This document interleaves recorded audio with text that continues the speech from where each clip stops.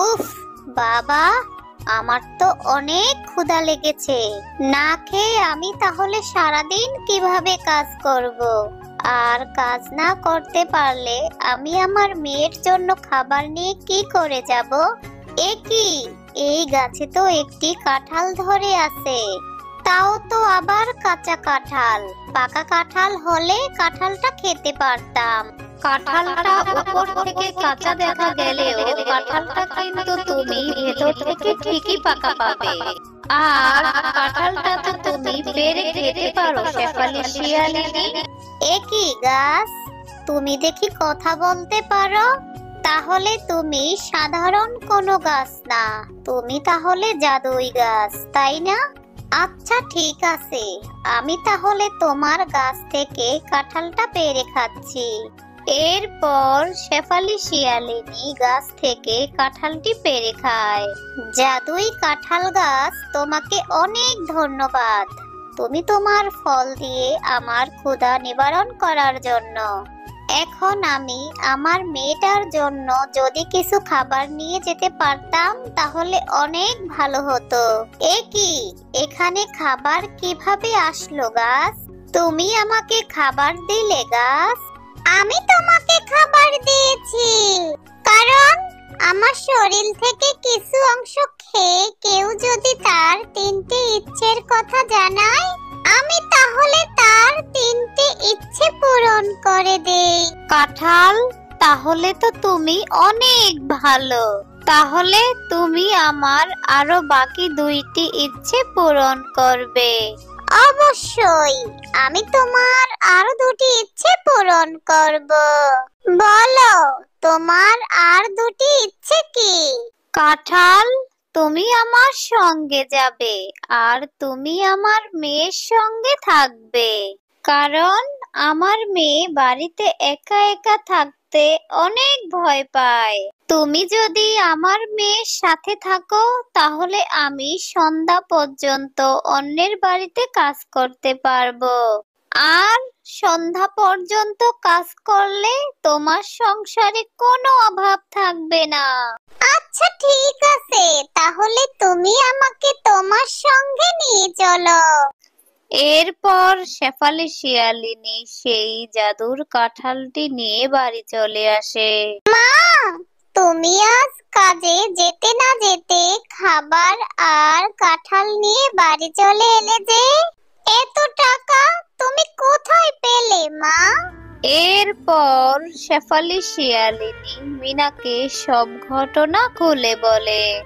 আর এই সমস্ত কথা শুনে মিনা অনেক খুশি হয়ে যায়। জাদুই কাঁঠাল, তুমি যদি অনুমতি দাও তাহলে আমি তোমার শরীর থেকে কিছু অংশ খেয়ে আমি আমার 3টি ইচ্ছে তোমাকে দিয়ে পূরণ করাবো।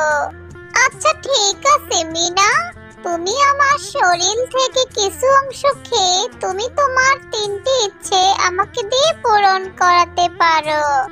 এরপর মিনা জাদু কাঁঠাল থেকে কিছু অংশ খায়। আর এর পর কাঁঠালটি আবার আগের মতো হয়ে যায়।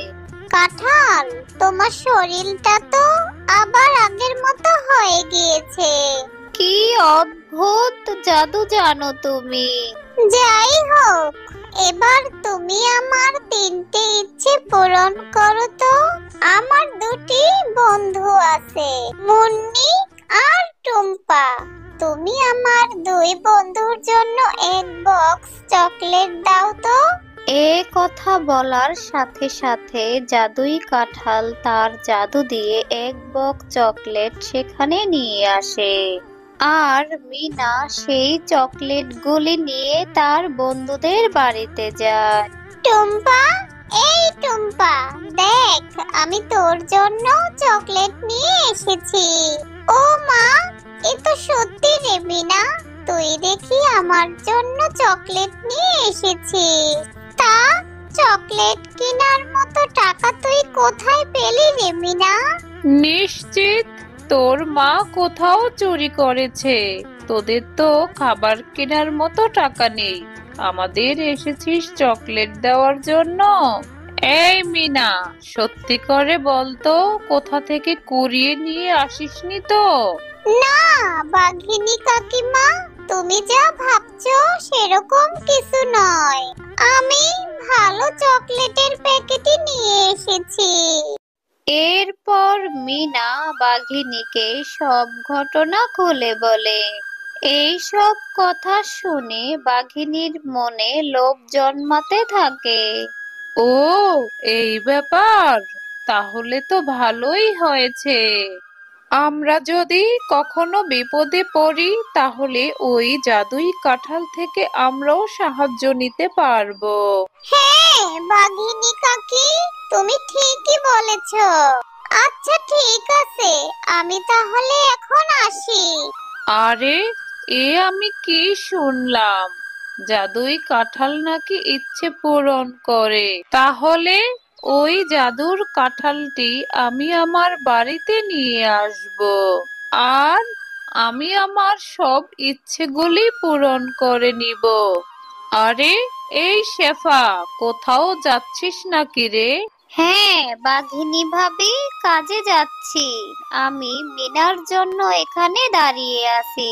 মিনা বাড়ি ফিরলেই কাজের উদ্দেশ্যে বের হব। তা বাঘিনী ভাবি, তুমি কিছু বলবে নাকি গো? আর বলিস না শেফালি, আজ কয়দিন ধরে মাথাটা ভীষণ ব্যথা করছে, কিন্তু ওষুধ কেনার মতো টাকা নেই। শুনলাম তোর কাছে নাকি জাদুই কাঁঠাল আছে, আর সেই জাদুর কাঁঠাল নাকি ইচ্ছে পূরণ করে। শেফালি, তুই আমাকে একটু মাথা ব্যথার ওষুধটা এনে দিতে পারবি?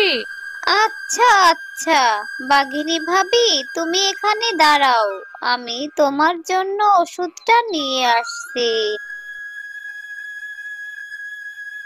এ কি বাঘিনী কাকিমা, তুমি আমাদের ঘরের দিকে উকি দিয়ে কি দেখছো?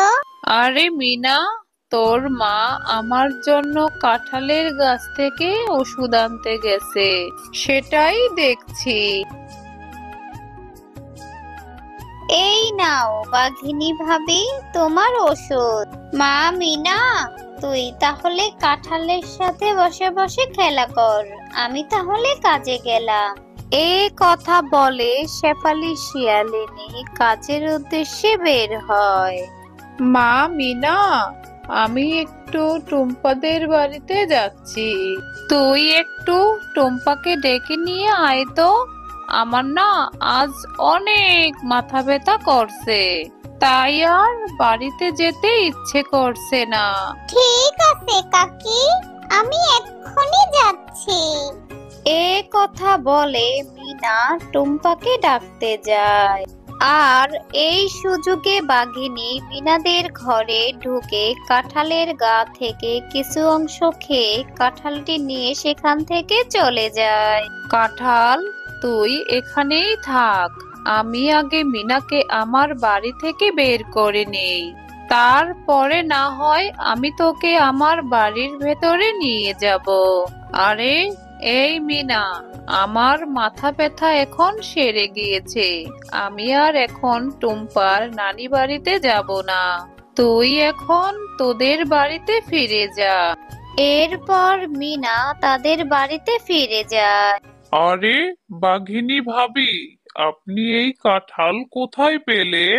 আরে মিসকে ভাই যে, আমি আপনাকে এই ঘটনা পরে বলবো, আগে আমার ইচ্ছেগুলি পূরণ করতে দেন। আরে, এই কাঁঠাল, এই তুই এখন আমাকে অনেকগুলি সোনার মোহর এনে দে তো। আর তখনই কাঁঠালটি জাদু করে বাঘিনীকে অনেকগুলি সোনা এনে দেয়। আর এইভাবেই সারাদিন কেটে যায়। আর এইদিকে সন্ধ্যা হতেই শেফালি শিয়ালিনী বাড়ি ফিরে এলো। কি রে মা মিনা, তোর আবার কি হলো? এভাবে কান্না করছিস কেন? আমাকে বল, তোর কি হয়েছে?